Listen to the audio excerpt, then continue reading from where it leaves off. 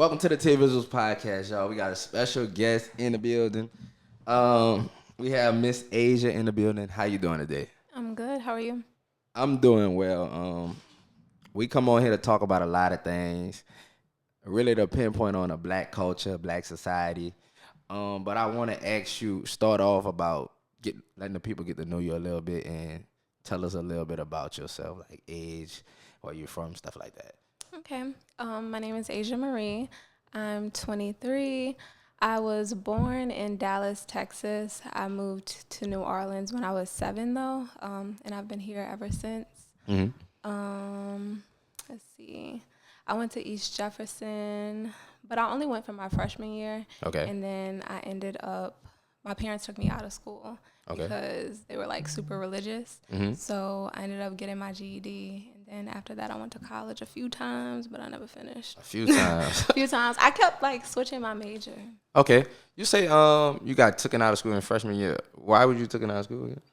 Well, I grew up as a Jehovah's Witness. Okay. So my parents were like super strict, and they didn't really want me around like other School kids. culture. Yeah, in school culture. So they took me out, and I hated it because I couldn't go anywhere already because they were strict. So like going to school, It was escape. Right. That was the only like time I got to be around other people.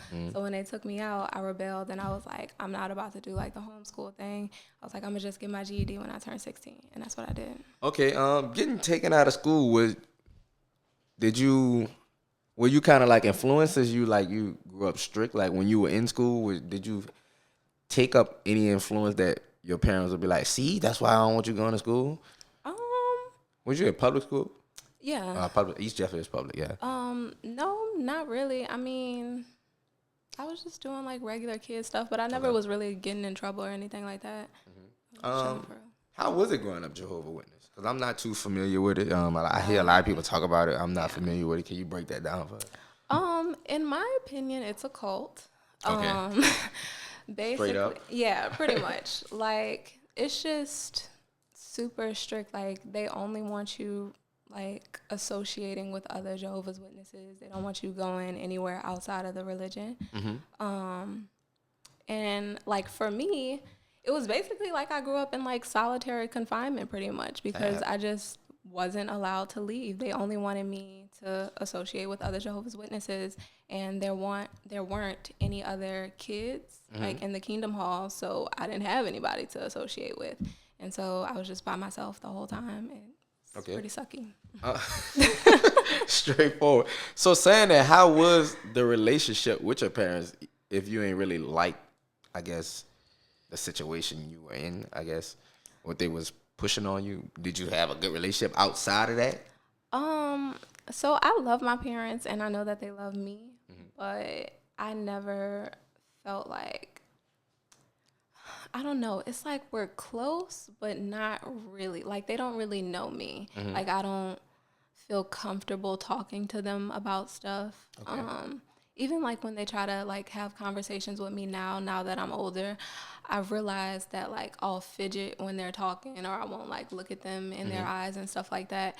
And I'm sure that's from like trauma from when I was a child, because I was never allowed to express myself. They weren't ever trying to hear what I had to say. They just pretty much shut me down on everything and was like, "You're gonna do what we tell you to do, and we don't really care about how you feel." All right. So when did you start, I guess, going your own route? Like, saying you say when they took you out of school, you kind of rebelled a little bit. Yeah. What was the rebellion looking like for you? So, basically just not doing anything that they said. And Straight up, I ain't doing nothing y'all talking about. basically, and I started like sneaking out the house around that time too. Okay. But my parents ended up getting a divorce briefly when I was, how old was I at that time? I think I was like 18 around the time that they ended up getting a divorce. And so my mom was out of the house, and it was just my dad. And that's when my life, it sounds crazy, but that's when my life started to get good, when my parents got a divorce. Because I was able to like be free and like go places. It was and kind of have like friends. less structure. Right. I was able to finally like live a little bit and breathe. And so then we ended up moving to Texas. My mom, my sister, and my brother. We went to Texas, and It was cool. My dad wasn't there, so it was like, less strict, but I didn't know anybody there and I didn't have a car. So, I mean, I was kind of Who was the stricter parent? my father for sure. So you said they divorced briefly. What did that mean? Like It was because they only were divorced for like a year and then they got back together. like an official divorce or a separation? No, like an official, like Damn. they signed the papers. They got married back? Yeah. Damn, that's crazy. And they're together now. 1 year, yeah. like, Yeah. all right, we gotta chill out for 1 year. We're gonna be back though. So moving to Texas, when did you start developing and coming into your own and like doing hobbies that you like to do, expressing yourself? So that didn't happen until really recently. Okay. I would say maybe when I'm 23 now. So maybe around the time that I was about maybe like 19, 20, I'd say. Okay. I had moved out and got my own apartment for like a year or two. And so I was finally kind of like doing my own thing. And I got more into spirituality, not heavy into it, just with like the crystals. I didn't really know much then. Okay. But yeah. All right. So kind of like at first freedom, getting your own apartment. How was that for you? Moving out and following through. So it was cool. See, can you curse on here? Yeah. Okay, yeah. So I fucked up though because. Oh, you can't say that. Psych, I'm playing. I'm playing. Go ahead. Don't do that. Real gaslighter. Go ahead. You fine. Go ahead. Okay. So yeah, I messed up because. Now she was so messed up. I didn't traumatize her that fast, y'all. Go ahead. No, because I ended up moving in with the guy that I was dating. So like we moved into our like own place together. Okay. And that relationship was horrible. So I should have moved out on my own so I could really like have my own freedom. But I mean, yeah. So. It is what it was. Okay. So as we get into who is Asia, Marie is your middle name? Yeah. That is a common middle name. It is. Everybody has that middle name. Because everybody's grandma name is Marie. That's your grandma name? Yeah. Yeah. Come on, man. I know my Her stuff. name was Samantha, but we everybody Just called her call her Marie. Yeah. Okay. I want to get into, I guess, more of your content now, since we got a little backstory of who you is. The audience know who you is. You mentioned a little bit of spirituality. When did you start, I guess, taking that upon yourself to learn about that yourself? So I would say maybe like 3 or 4 years ago, maybe. After COVID? After COVID. Okay. Yeah. I started really like looking for God because like I said, I grew up as Jehovah's Witness, but I always knew that didn't resonate with me. Like it never made any sense. I knew that, I just didn't feel like I was connected to it. Like I always felt like something was wrong. So but I was afraid to go away from that because they teach you, like if you stop being a Jehovah's Witness, if you turn your back on Jehovah, then, that's bad and, you'll die in Armageddon and so on and so forth. Before you finish, did you feel like you felt that way because it was kind of like, I don't want to say forced on you, but your parents practiced that and they pushed it on you a little bit that you didn't believe it so much?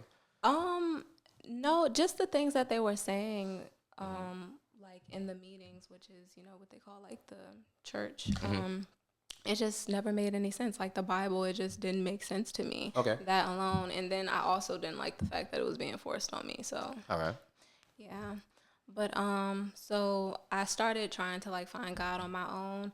And I was into spirituality. That just always, it was appealing to me. Like something about like magic and the crystals and everything. It just, I felt like it was calling me, but I never wanted to go to magic yet because that's like, we're talking, that's demonic, right? Okay. So I didn't want to go all the way there yet, but I just felt like it was calling me. Okay. So I ended up studying with the Nation of Islam for a while. Where? At the mosque on Dowman. Okay. All right. Right by the white building on the corner by the massage place. All right. So I ended up studying with them for a while, and I really liked the Nation of Islam. I appreciated that they talked about Black social and political issues. I appreciated the fact that they aren't docile, like they will fight back and stand up for what they believe in. I appreciated that, but they still kind of have like some of those share the same beliefs as Christianity. And again, those are things that I don't agree with. So although I like the nation, I knew that, I wasn't going to ultimately be a Muslim. How did you hook up with the Nation of Islam? Did you just go there, and are you new people? No, I didn't know anybody. I just went. Okay, so you're not gonna look like. I just went in, like. Dang. Yeah, okay. I figured out when they were having their gatherings, and I just showed up. Okay. You mentioned some beliefs you don't believe in of Christianity. Is it all, or is it some of them?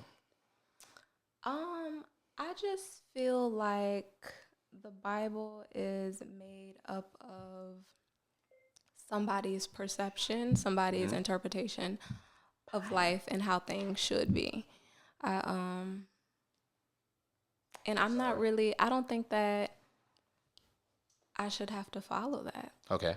Yeah. All right. Fair enough. Let's get to your content now. You very outspoken on your platform. Yeah. Where does this come from? Because you're soft spoken as well, as I'm seeing on the podcast. You're soft spoken, but you're outspoken. So where does the outspoken Asia come from? Honestly, I had to fight for her, to be honest. Because like I said, growing up, my parents weren't ever really trying to hear anything that I had to say. So I didn't feel like I had a voice. So I started writing. And everything that you see me doing on social media, those are my writings. Okay. And because I never wanted to get on camera and show my face and talk, because talking kind of like gives me anxiety. Okay. So I just wrote everything first, and then I get on camera and then start saying what I wrote. Okay. And I did it that way because I knew that, most people aren't going to sit and read like a long scripts. Right. So I was like, I got to get on here and show my face. And so that's what I did. Okay, we got on a TaeVi uals podcast, y'all, to show her face. She came on here to talk. I want to get to one topic you brought up because we conversed in the DMs on a couple of topics you had in your story. And I was telling one of my coworkers today when I was riding, I was like, I got a podcast. I was showing them some of your content. And I was like, this is what I was talking about. And one of them was, I couldn't see your story no more, but I saw our response to each other. But it was something about a relationship. Can you have another partner or something? Why you in a relationship? You know what I'm talking about? Oh, was it talking about like when I said monogamous relationships are rooted in jealousy? That one. All right, let's get into that one. Yeah, let's get into that one. So break that down. That question down. Well, statement down that you said. Okay, so basically, I mean, it's pretty clear and cut. I'd feel like monogamous relationships are rooted in jealousy because, I mean, I don't see any reason why you wouldn't want your partner to have another partner. Okay. You know what I'm saying? Ooh. Because like I brought up, if you're in a relationship with someone and this person is giving you everything that you need, they're providing everything that you would want in a partner. And then they come to you one day and they say, hey, I met somebody else and I also want to pursue this person. And so they start to pursue them, but they're still giving you everything that you might need. Right, you're fulfilled. Right. What would be the reason why you wouldn't want this person to also be loving someone else? And people usually jump to sex. So if you're going to give me your answer right now, try to like exclude sex. Me? What would be the reason? I will give you a reason that it wasn't agreed upon at the beginning of the relationship. I didn't sign up for this. Kind of the answer I gave in the DMs. If you're gonna just drop that ball or be like, you just met somebody else, full-fledged relationship in, how you expect somebody who thought they was in a monogamous relationship, thought you only wanted one partner, to just adjust on a fly like that? Okay, so I understand that. Okay. But people change. Like when you get in a relationship, I agree. Evolve. Right. Like you're not gonna stay the same person. If you are staying the same, you know, that's kind of a problem. You should be evolving. You evolve in every other aspect of your life, your business, things like that. So why would you stay the exact same person within a relationship? I agree that people change because my opinions have changed on certain aspects in a relationship over years. But I'll say this: just because your views change doesn't mean your partner's views agree with the how you change. So it's good to bring it up to them, but if they don't agree with that, you have to accept that. Like, I just dropped a big ass bomb on them. Like, Yeah. so because that's a big thing, like sharing your partner with somebody else. Yeah, Your it partner is. saying they love somebody else, and that does come with jealousy. Cause you're like, damn, I thought I was the only one. Yeah, and I'm not excluding myself from this. I Right. also do, like, suffer from jealousy at times, but it's just, a thought I like to challenge. Okay. I I I like that perspective better than the story perspective. Of what we was see when you talk, it's better explained and the Yeah. tone is different. Yeah. I want so going on from that brings me into the polygamy um topic that goes on throughout the world today. Okay. So many people are against polygamy, but it's mainly what should I say? Men against polygamy. I should say that because when polygamy is brought up, it's usually between one man, multiple girlfriends, multiple wives, things like that. What's your take on polygamy? Because soon as a woman brings up, I'm a woman, I have two men, two partners, it don't matter what it is, a girlfriend, a boyfriend, it's looked at different. It's kind of like the double Yeah. standard. So what's your take on that? I think that's rooted in misogyny. Okay. Men feeling like they're in selfishness too. Like men feeling like they can have multiple partners and do whatever they want. But when you're a woman and you want to be with multiple men, you're devalued now. I feel like that's what it is basically. Okay.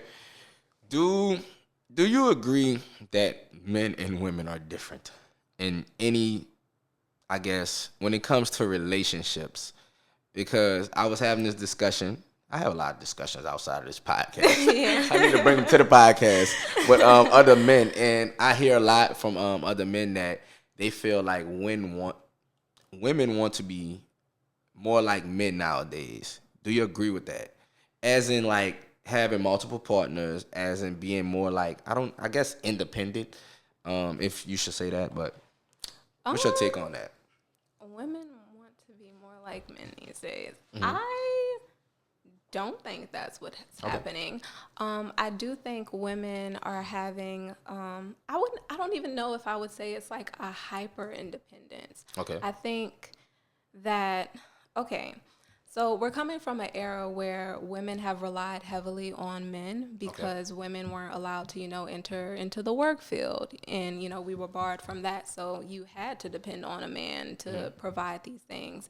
And when you do that, even now, if you want a man that's going to pay for everything 100% and take care of you and you're just going to be a housewife, you give this man the opportunity to starve you because when y'all aren't together anymore, what are you going to do? You know what I'm saying? So now we're coming into a point where women want to be able to provide and take care of themselves and not have to depend on a man. And that's what you would think people would want. Like, if I love you, I don't want you to depend on me because I might not be here forever. So you need to know and you should be able to take care of yourself when I'm not here. And I think that men don't like women being independent like that because they like the feeling of being relied upon. Yeah. Yeah, men definitely like the feeling of being needed. Yeah. I will say this. Another thing that was mentioned as well.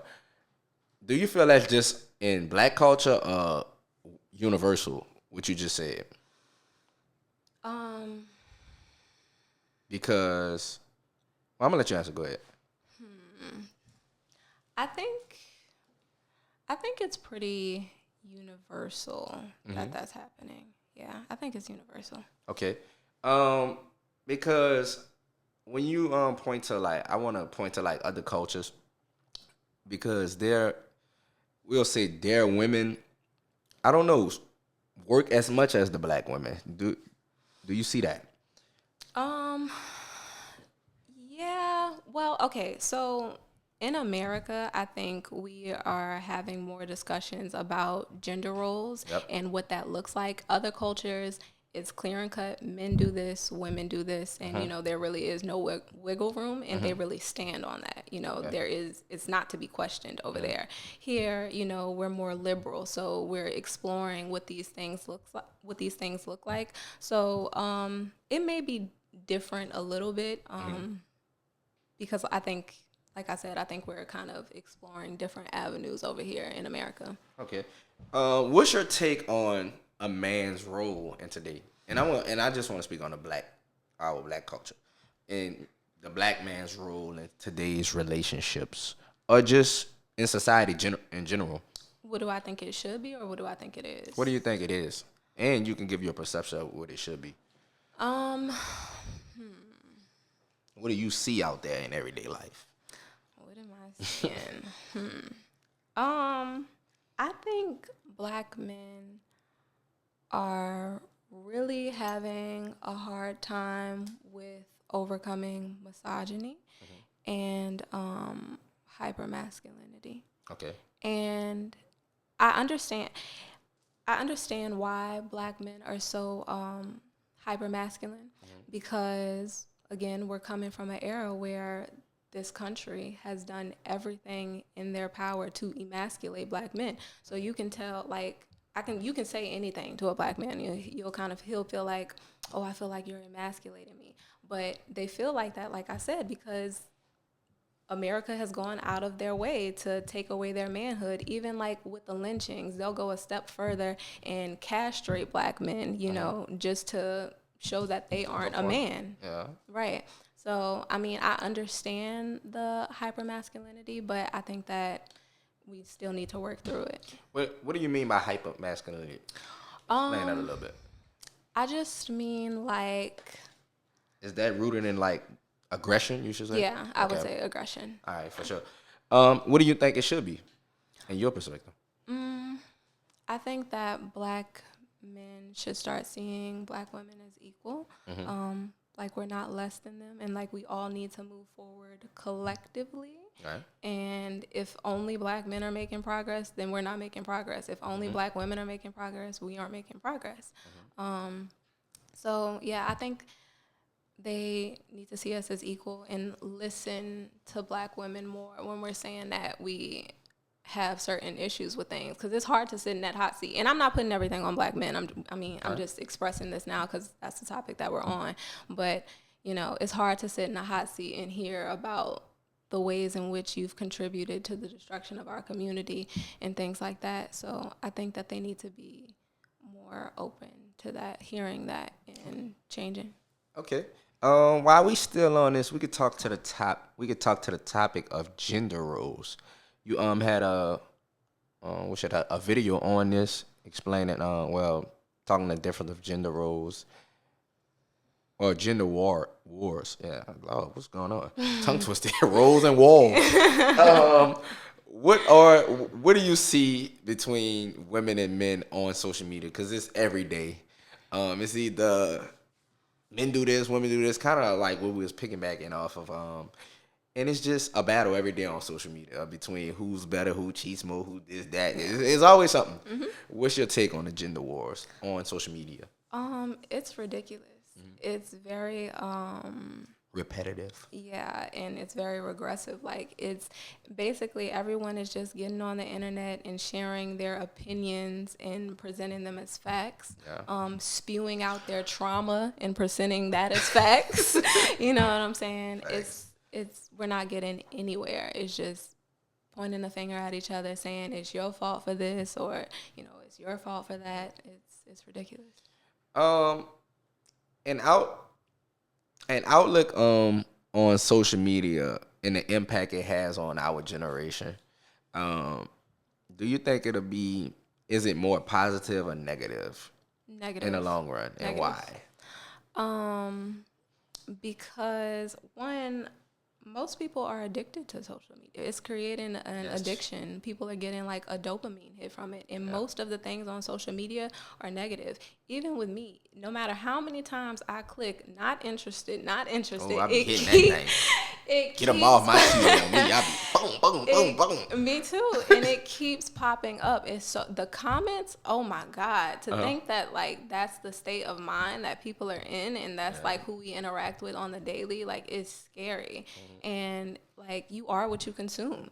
And if you are constantly consuming this negativity and like this group thing and all of this trauma, that's, the type of person that you're going to be people don't even interact in the real world anymore. You can't be around with somebody. You can't be around somebody without them getting on their phone, being on social media. Like, we're out and you're on Instagram, or you're like constantly recording the whole time and you're not in the experience. It's terrible. Yeah. And the creators of these platforms, they don't even allow their children to get on it. So, like, what does that say to you? I was ecstatic when TikTok was banned. Went down. Yeah, I was down ecstatic for a couple about days, that. huh? Man, that's pretty interesting because you see everywhere, like you said, people can't put their phones down. You could be like out somewhere and like see somebody you know, and that's like me seeing you after this podcast outside. I see you, and I don't speak to you, but I text you on Instagram. Like, yeah, and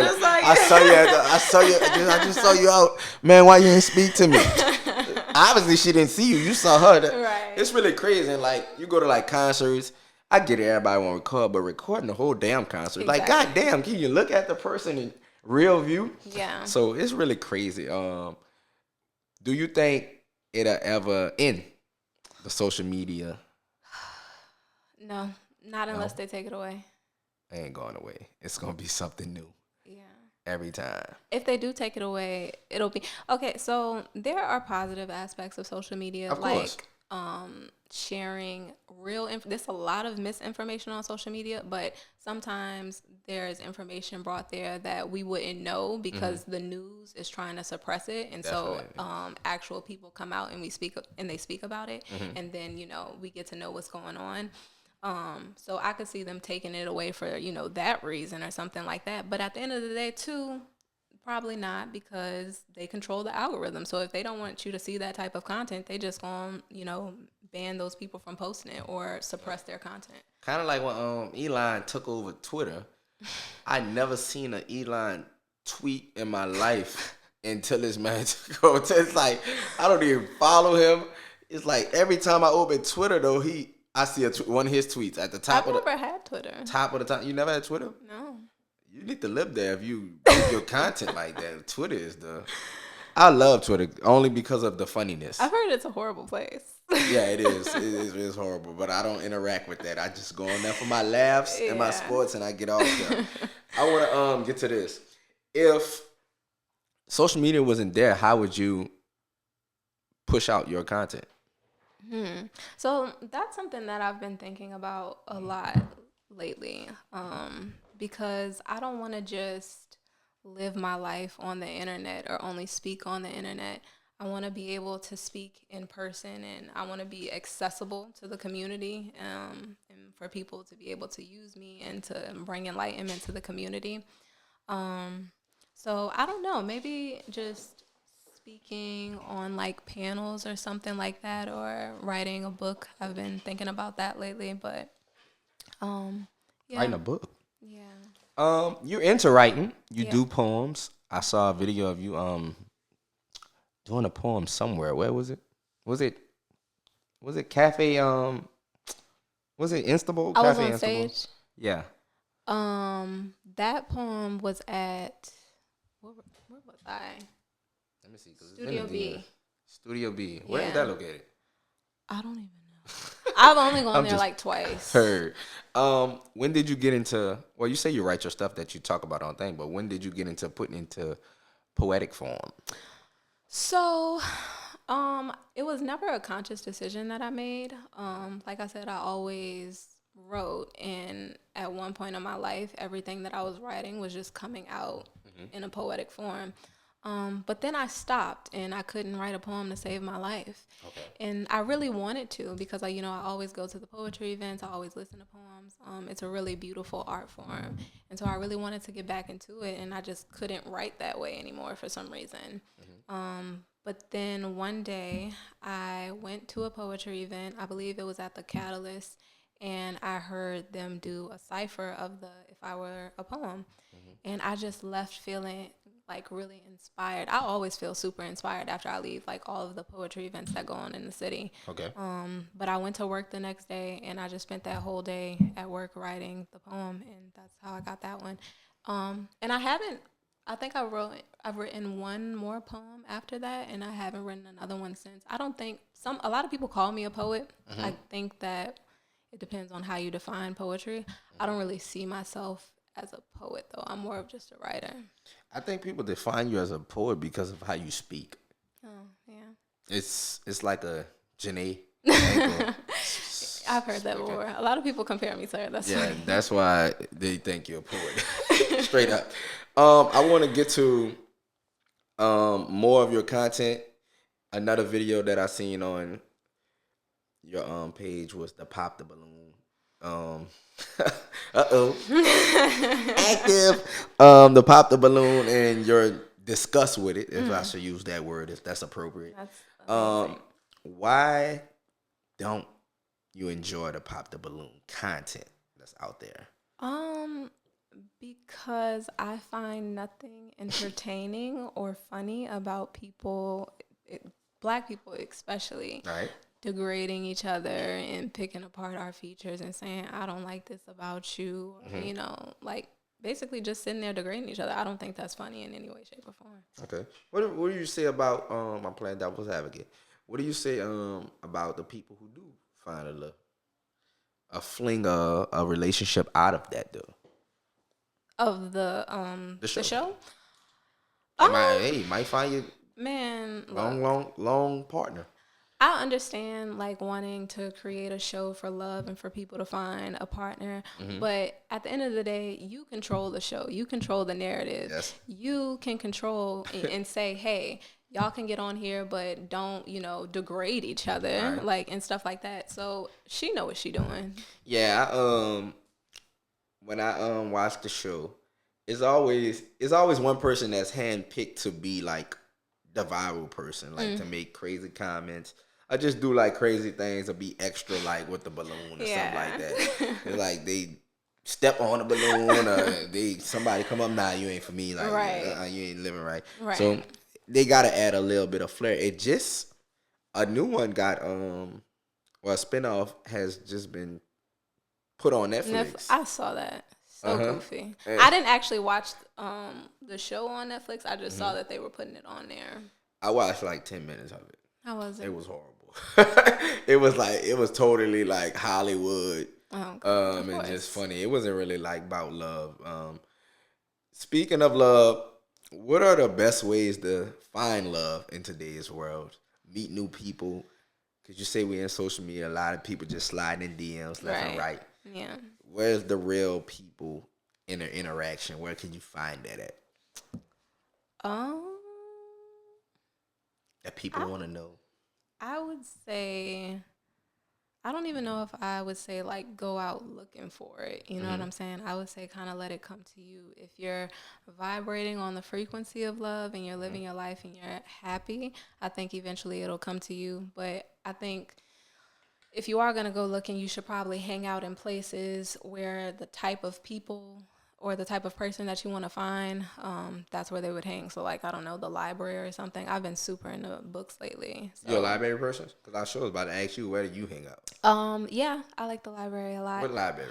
Barnes and Nobles? Barnes and Noble. Okay. Yeah. All right. I like Barnes and Noble. I've been getting super into books lately. Poetry events, a really good place to find people. Artsy events. I don't know, just whatever you're into, whatever your interest is, I would go to a place like that. I wouldn't go to like the club and Shamrock and that. Don't go there. That's you not ain't about to meet your partner there. right. I don't think that's where you want to go. What about dating apps? How do you feel about dating apps? People just get on it to have sex. All For of them? real. Damn. Yeah, for real. You ever tried dating apps? Yeah, I have. Which one? I did. What was I? Yeah, I was on Tinder. I was on Tinder and I was on Hinge. I've actually met some pretty cool people on Hinge though. Okay. Yeah. All right. So when creating a dating app, you're really putting yourself out there to get I guess swipe left and right, up and down. What is a bio that you put out there? You basically like you marketing yourself. So Pretty what do you much, say? yeah. Like you're like, hey, date me. Like, no, I don't have no problem with dating apps, but you really like out there like, hey, I'm looking for a date. Yeah. So what do you put down? So it's funny. I've always struggled with bios for some reason. It's always just felt awkward and disingenuous to me. So I'll usually just put like my name, age, or they'll have like prompts that you can answer. So like your favorite Okay. type of wine, or Okay. like what do you like to do in your spare time? And so I'll usually just put that. I don't usually really like write a bio. Okay, heard. So when you on there, because most likely it's really men like hunting women. I ain't gonna say hunting, but looking for a partner. Men usually have to do like going out, doing the chasing, things like that. What do you look for in a guy on Hinge when you really can't? You can't talk to the people on there, huh? Are you just Well, you have to. So you see their profile All right. first, and then you'll click that you like them. If they like you back and y'all match, then y'all can start talking. Oh, so you like talk on the phone and Yeah, if you want. Yeah. oh, all right. So what makes you go to that first date?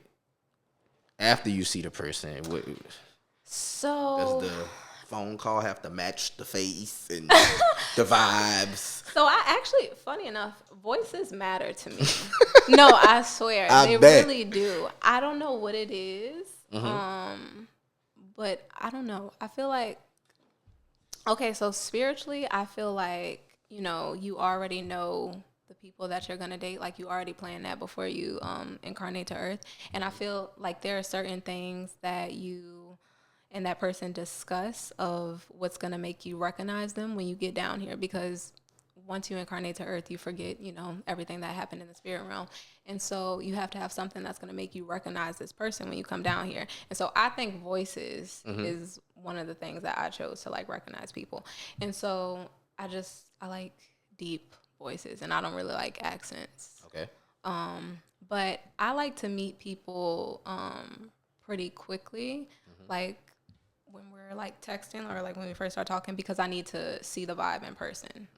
Yeah, so I see them pretty quickly. I'll say this. Have you ever had a successful date off a dating app? Why you look like that? You act like I'm about to ask you something crazy or something. I didn't know what you was about to say. Have I ever had this? Let me think. You gotta think that hard. Yeah. So the answer's no. Heard. Now, it's I want to talk a little bit more about your spirituality because I'm interested in this. I don't know zero from nothing about this. I see you make your videos where you have your fire, you have candles, you make certain things. I don't know. You will have to break it down and let me know what are they. You know the videos I'm talking about? Yeah. Break the videos down for me. So I practice hoodoo. Okay. So what you see on there is me doing candle magic most of the time. Hoodoo is a Black American spiritual practice. It was derived from our ancestors during slavery. So it's a mix of African tradition and indigenous American healing techniques. Okay. And it's basically like the use of nature, the use of elements, root work to amplify and shift energy and to bring about the things that you want. So, like, let's say I need more money, right? I'll do a spell for that. Like most people, like they'll just pray for it. They'll All right. say, hey, God, I need this thing. Please give this to me. And they'll just leave it at that. But in hoodoo, you kind of take your life into your own hands. Like you pray as well. And then you also do work and amplify the energy. So I'll get like a green candle because, green signifies money, right? And so I'll also get some herbs that are associated with money. So like cinnamon, bay leaf, etc. Grind that together. I'll use magnetism oil, which is basically an oil that has herbs in it that's been blessed and prayed over for money. And, I'll tell the herbs what I need them to do. I'll tell the candle what I need it to do. And go from there. And that's the family. Don't be scared. Nobody ain't breaking in. I Hey, baby. figured. How you doing? Where did you start? Where did you research how to conduct this? Like how to do magic? Yeah. The internet and reading books basically. Okay. Hoodoo is, like I said, it's something that's come from our ancestors, but it's been because during slavery, Christianity was forced upon us, and our native beliefs and practices were stripped from us, it's kind of been lost over time. And I hear now my dad saying like things like, "Oh yeah, your grandma, she used to do that, and your aunts and your cousins, she used to be doing like the little witchy shit like you be into or whatever." But like they'll say it in passing. We never really sit down and have a conversation about it because they're extremely religious. So you know, they're not really. What would you say the difference is in spirituality? Spirituality. Damn. You got Skip it. me. You got it. In religion. So in spirituality, you got it. There we go. So, I would say you're more free. Like it's not a set of rules or a deity or a certain person that you have to answer to. Like nobody is governing over my life telling me like you have to do things this way, and if you don't do it this way, this is going to be the consequences. You know what I'm saying? I pull from everywhere. I believe that there are certain aspects of Christianity, like some things that are true in there. There are some things in the Nation of Islam that I like. There are some things in Buddhist religion or spirituality that I like. So I pull from everyone because there's truth in everything. Kind of like an independent thinker. Right, yeah. And what about the religion side? Religion, like I said, is more like straightforward. This is, you have a pantheon or you have a certain god, or then you have these. Talking to Mike, I'm sorry. You have like a certain pantheon. You have a god that you pray to. You have certain rules that you have to follow within this religion, or there will be consequences for not doing so. Okay. And I don't like that. So. All right. Outside of your content and what you do, when you come on the TaeVi uals podcast, we like to get to know people outside of just what they known for. We like to get your opinions on these cards and topics. So I got a card right here I want to ask you about. This is the last card of this deck that I threw out. So I'm going to ask you some more questions, but this is one as well. You ready? I am ready. You're meeting your new best friend's new significant other for the first time. While being introduced, you awkwardly hug because you had sex before. Who should you tell your best friend? Who should you tell first? Who should tell your best friend first? Explain. Me. You? Yeah. Why? Why should I tell her first? Yeah. I mean, it's not even, I don't know, like, that's just the type of person I am. I'm just going to tell you off the gate, like, what's up? Like, I'm not going to have you wondering or, like, trying to figure out what's going on. I'm just going to pull you to the side and be like, hey, I've had to do that before. You have to do what? Like, explain. Please. Excuse my bluntness. Okay, so I've had to do that because it was a girl. I like boys and I like girls. I don't know if you knew that. I'm bisexual. Oh, my God. Yeah. Hold up. No, I'm not saying, oh, my God, to that. We went 45 minutes without knowing this. I'm sorry. Yeah. I'm bisexual, and it's Pride Month. Shout out to us. It definitely is. But so, yeah, I used to talk to this girl. We never dated. We were just kind of like in the talking stage or whatever. But like we were super cool. She could do her own thing. I didn't really care. I could do my own thing. She didn't care. And it was her birthday.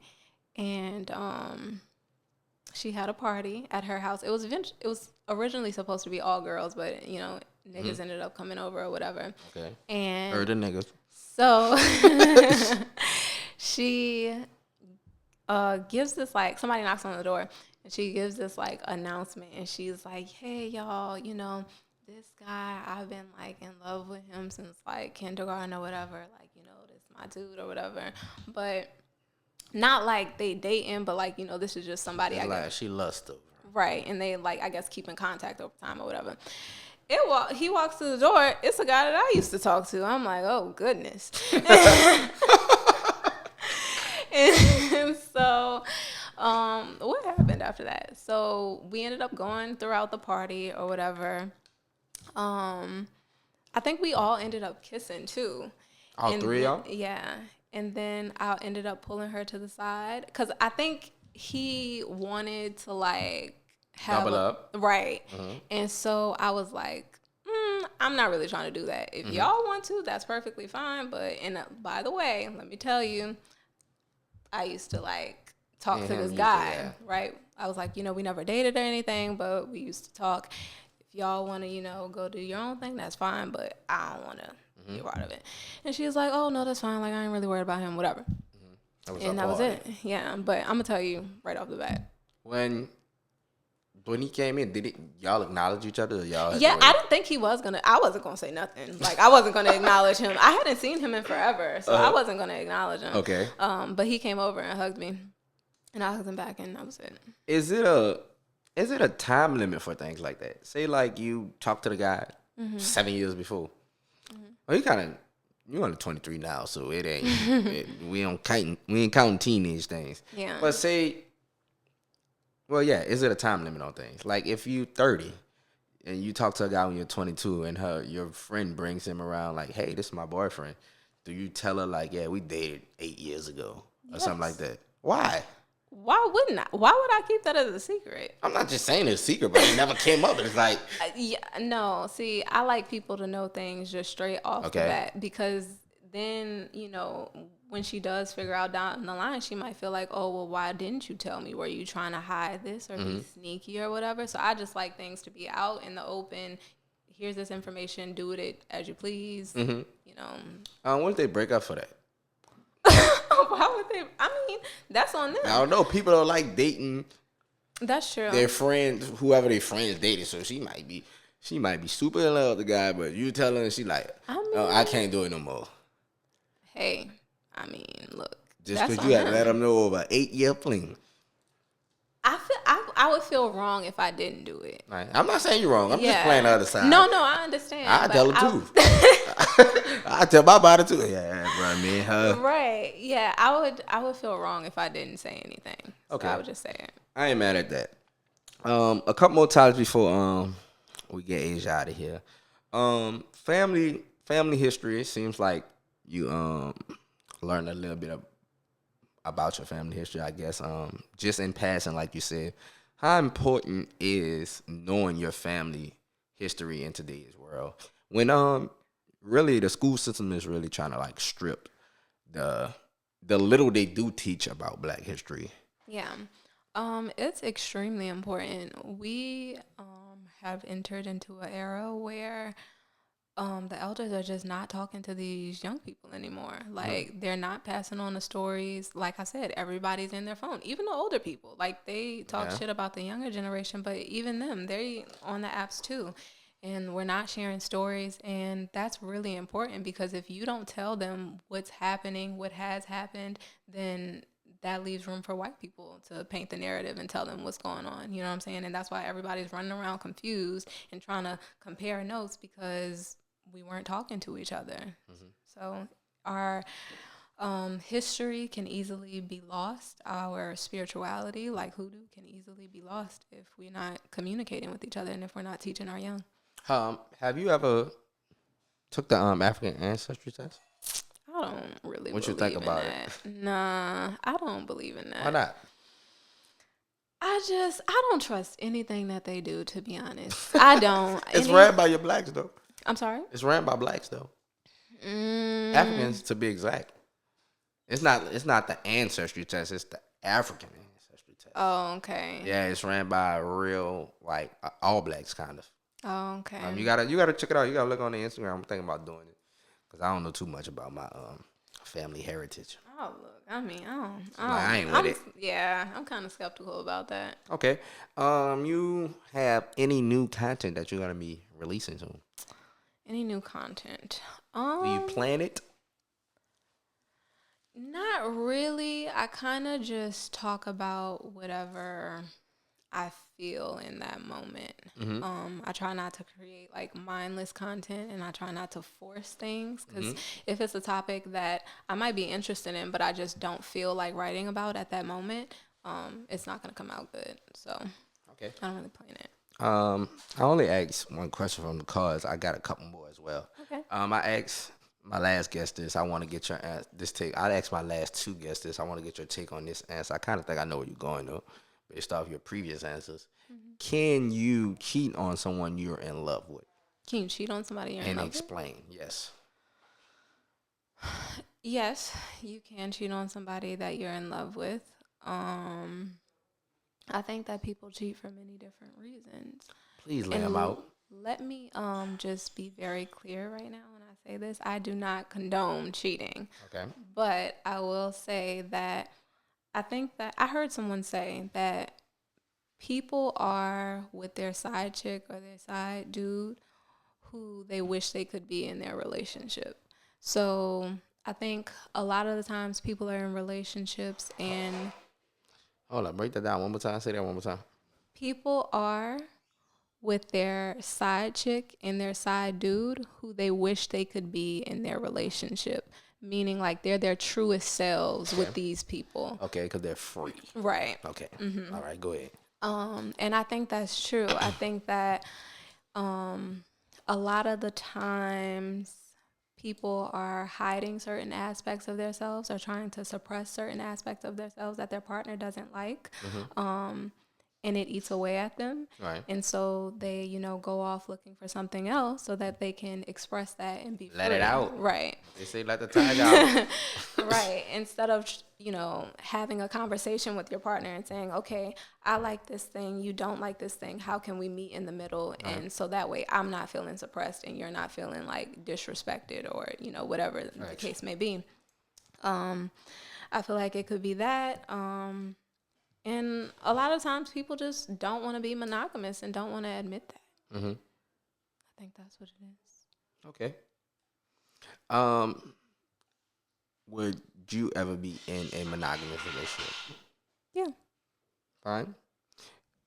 Granted that I'll say that you like both genders. What would be the first choice if you had to be in a monogamous relationship? Is it fluid? I would say that it's pretty fluid. And I am in a relationship with Okay. Yeah. A what? A man. Oh, I was about to say what you said. For sure. All right. One last question about these cards. Okay. You have. Do you want kids? No. No. I shouldn't ask the question, but I'll let you explain why not. I just don't I like a lot of alone time. Just say it. Just say that big S word. Just say it. What's the S word? Selfish. Oh, no. See, no. I don't like when people say that. You can't say that. Well, go ahead. I'm sorry. Okay, thank you. Now, I like a lot of alone time. Okay. And when you have a child, someone is just constantly there in your face. Right. Like, I don't like that. I mean, that's pretty blunt clear as you could be. I don't like that. And then two, it's a lot of things going on in the world, especially right now. We don't know what times we're entering into. I'm pretty sure some type of war is going to happen, whether that be a race war, a civil war, whatever it be. And I don't want to have a child right now in the middle of that, especially like a little baby. You can't even defend yourself. You can't hold a gun, nothing. Right. And then I'm going to have to carry you, we might not have food or water, and then we might have to hide. You're going to be crying. We're entering into new times. When saying that, is that compatible with having a partner, or do you have to be with a partner? Because obviously both partners have to not want a child, or at least see eye to eye. We probably not going to have kids. Yeah. So how does that conversation go? Is those conversations set early? Yeah, I think granted that you're just 23, because you might you say right. People change. Yeah. I doubt that my opinion will change on that, but it's a possibility, and that is something that has to be discussed early on in the relationship, because that right there, that's something that you can't just surpass, because the relationship will end up ending resentful, right? Because you'll say, oh, it's fine if you don't want to have kids, I won't have kids either. And then time will go on and you're like, oh no, I actually do really want kids. And now the relationship is over, or you're getting divorced because now y'all 38, right? I could have had kids, but I ain't had kids with you. Great pie for your first pie. Thank you. Any last words for the people. You can look at your solo camera and let them know where to find you, where your content at. My name is ASIAMARIE. You can find me at ASIAMARIE on Instagram. I think it's AASIAMARRIE,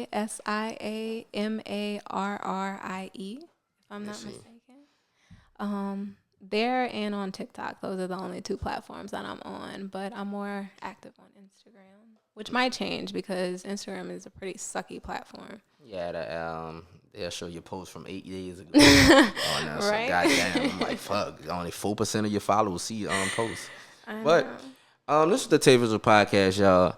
Appreciate having you on, Asia. Thank you. Great perspective, and we out, y'all.